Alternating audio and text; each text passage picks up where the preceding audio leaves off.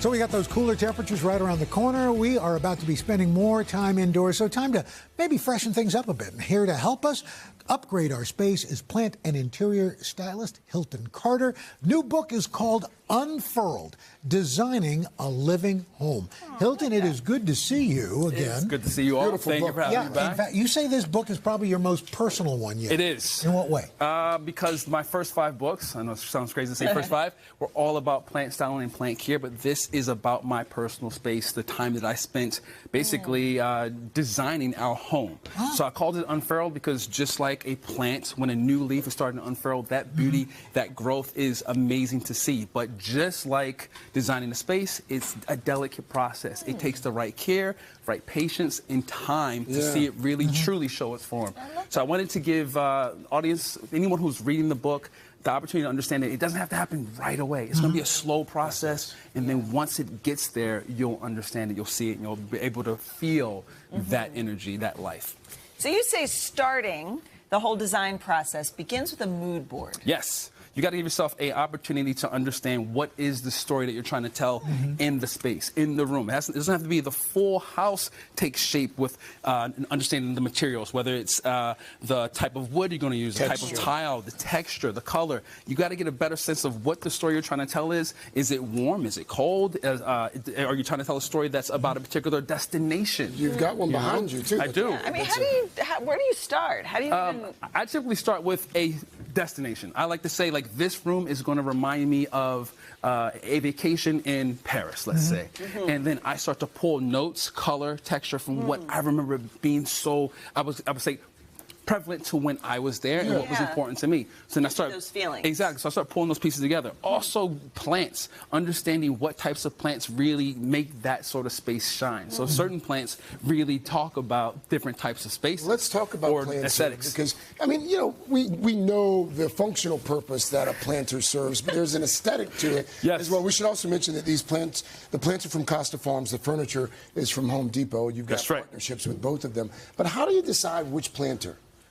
Planter is just like, I would say, like the dress, the outfit of the plant. And just like everything else in our outfits, we don't want to forget our shoes, right? So you don't want to forget the planter. The planter sets also the statement of the plant. It just can't be up top here. It's in the bottom. So you have 3 different aesthetics here. This rattan basket is kind of fitting your boho, your bohemian style, while you have your Bird of Paradise in your more modern type planter, and your Dracaena in your more like minimalistic planter. You have to understand what your space is and the aesthetic you have. Sometimes you don't understand what your aesthetic is. And not having an aesthetic is an aesthetic. But getting the understanding of, you know what, I want this to feel modern, you want to go for things that have more clean lines, more simple forms, and things that are going to tell the story of your space. It sounds like what you're saying is that you have to be intentional.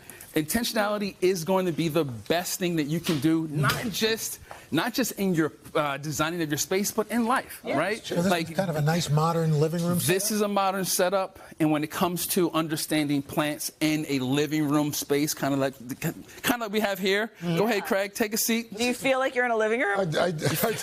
You feel comfortable? Almost kind of like a mid-century look. Yes, yes. It's all about simple forms, natural woods, nice texture. This is real. That's a nice bonsai right there. Wow. But when it comes to bringing plants into a space like this, just like I talked to you about just a moment ago, Al, light. Light is going to be everything. So understanding how much light you have in that space is going to make sure that the plants that you're bringing in can shine, can thrive. But if you are trying to tell that story, what types of plants work for your modern space, for your boho space, for your minimalistic space, it's all about the types of plants that are there. The fiddly fig can represent all different types of aesthetics, but I feel like it is more in your modern type of zone. And if you don't know what plant goes where, that's why we have you and your book. There it is.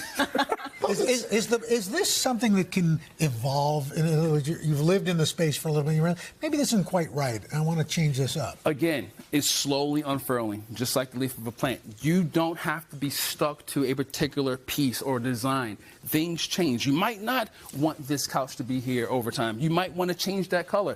This plant might not be the right fit because knowing your space. Plants, just like all of us, grow and become something different. This plant's going to grow outside of your space at some point. If you're giving it the love that it needs, it'll start to thrive. Then you might need to switch that out. Don't you love how his eyes light up when he talks about plants and space? It's so exciting. That's why we love having you. I love plants. Hilton, thank you so much. The book, Unfurled, Designing a Living Home. It is gorgeous. It is available today. Congrats on book number 6, too, brother. Hey, thanks for watching. And don't forget, you can catch the Today Show every morning on NBC or take Today when you're on the go. Just follow the Today podcast on Apple Podcasts, Spotify, or wherever you listen.